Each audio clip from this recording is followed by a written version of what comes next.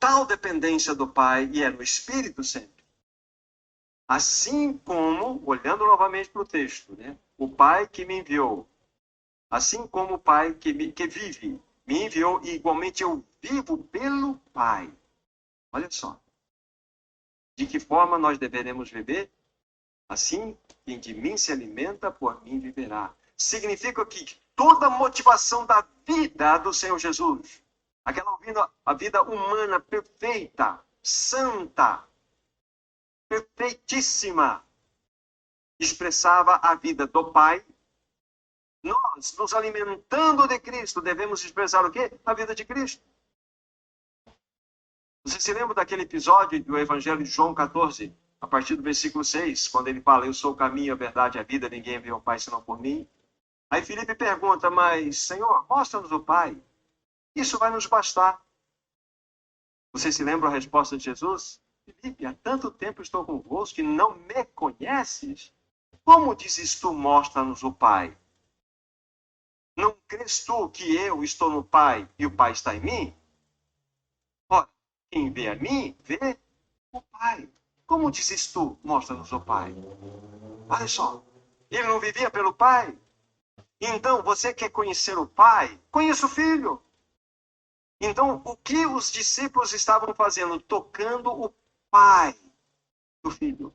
Toda aquela bondade, toda aquela expressão de misericórdia, todo aquele amor, toda aquela gentileza, todas aquelas expressões de graça que aconteciam em Jesus, nada mais eram do que o Pai, através do Filho. Olha que relação íntima, perfeita da Trindade. Quem vê a mim, vê o Pai. Como dizes tu, mostra-nos o Pai? Não crês que eu estou nele e ele está em mim? Então quem de mim se alimenta, por mim viverá. As pessoas precisam ver Cristo em nós. As pessoas... Aí presta atenção. As pessoas precisam ver Cristo em nós. Então, observem isso. Eu estou afirmando que eu sou filho de Deus. Se alguém não vê Cristo em mim, é porque não tem olhos espirituais.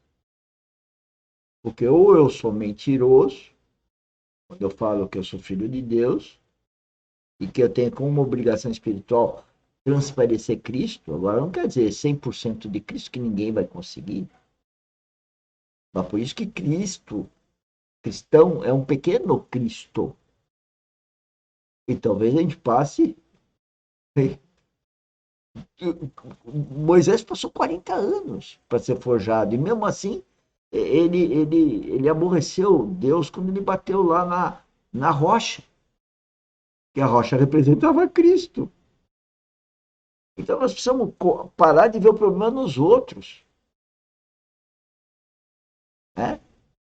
Então, quando eu vejo alguém que não tem discernimento espiritual, eu tenho que me afastar.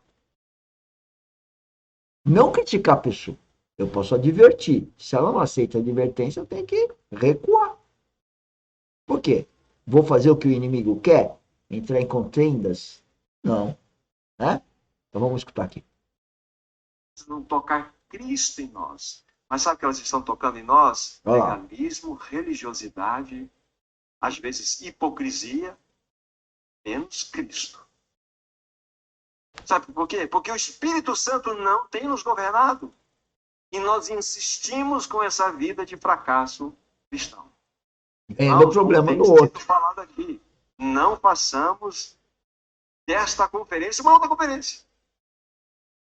Que seja de fato o acontecimento onde há uma expressão popular que se diz, pelo menos na minha região, é um chacoalhar da roseira.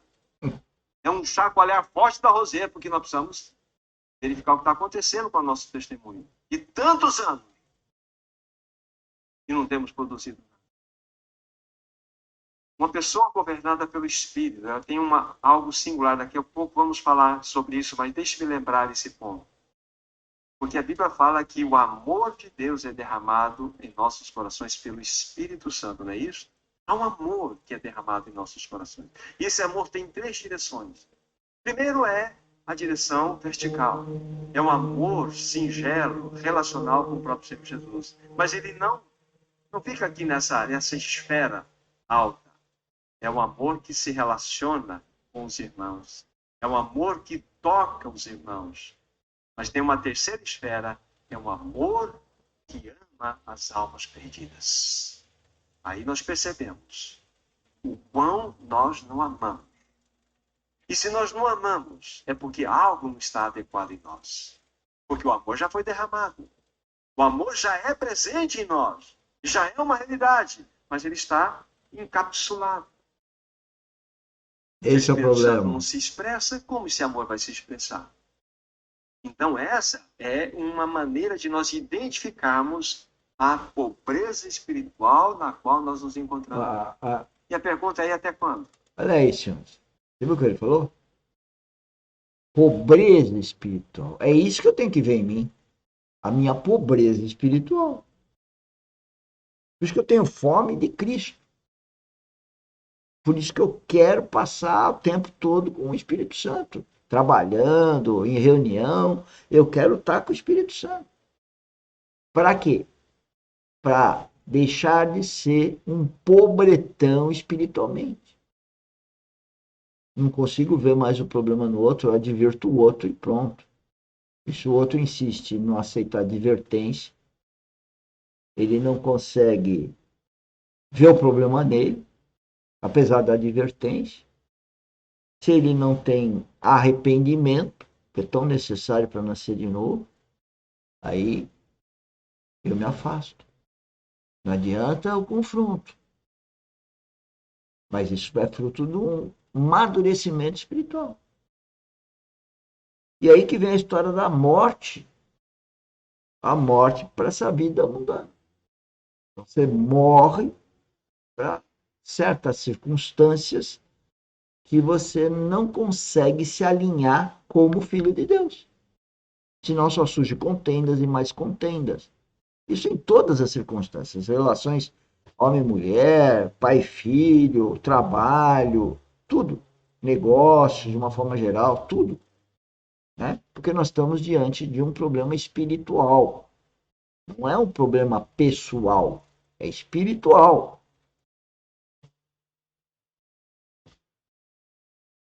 Esse é o ponto.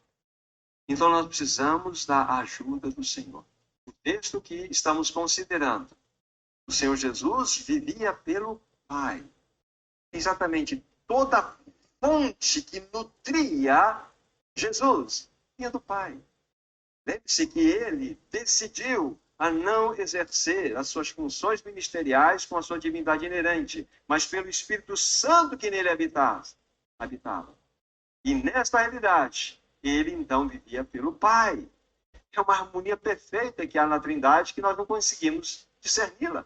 Mas está aí para nós. E assim como nós nos alimentamos de Cristo, por ele devemos viver.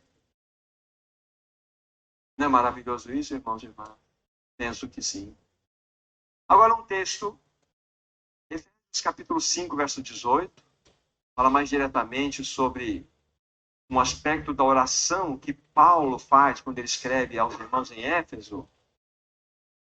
Devemos tecer aqui alguns poucos pensamentos